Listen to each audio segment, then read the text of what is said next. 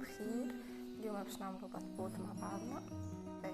نستحقو 200 غرام سميد رطب، 200 غرام فرينة، دونك قد سميد قد الفرينة، وانتي تزيد على كيفك.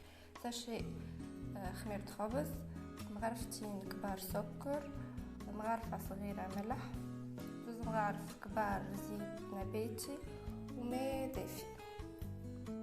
باهي توا باش نحط لي زانغريديون الكل مع بعضهم. نخلطهم هكذا.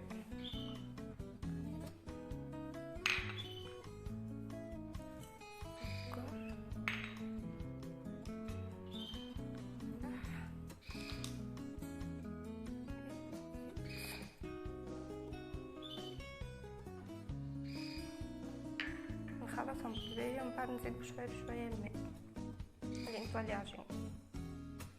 ولا عملت العجينة بتاعي، تقعد تزيد في الماء نتاعك بالكدا لين تولي هكا رطبة، تحس هكا ريحة شوية نتاع السميد مش موجود طبعا. كها توا نعمل شفاري نفسها نحط العجينة باش نغطيها ونخليها ترتاح مينيموم 15 دقيقة. توا بعد ما ارتاحت العجينة حديتها، رشت شوية فرينة على الكونتور وحديتها بكي نحلها تبديش جويدة برشا، دونك 1 سنتيمتر هكا العرض. وتوا باش تعمل دور بالكيس معناها ولا باهي. هكا عملتهم الكل دور كيما هكا، ولا نحلهم كيما هكايا. شوفوا العرض كيفاش.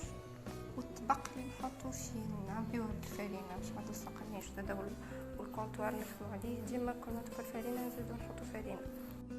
ولا كملتهم الكل وحطيتهم يخمروا، خليهم يخمروا نص ساعة، نغطيهم بالكدا بعد نرجعو لهم. توا بعد ما خمروا باش نطيبهم. شوف كيفاش وريتك كان طبخ هكدا.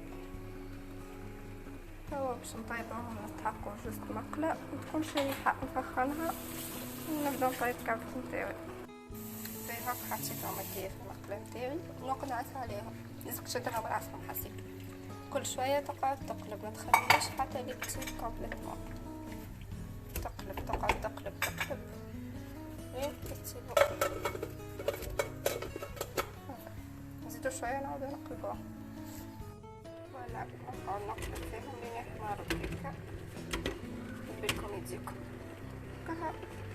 نزيدو يحمرو شوية ونخرجوهم ونحط الاخرين.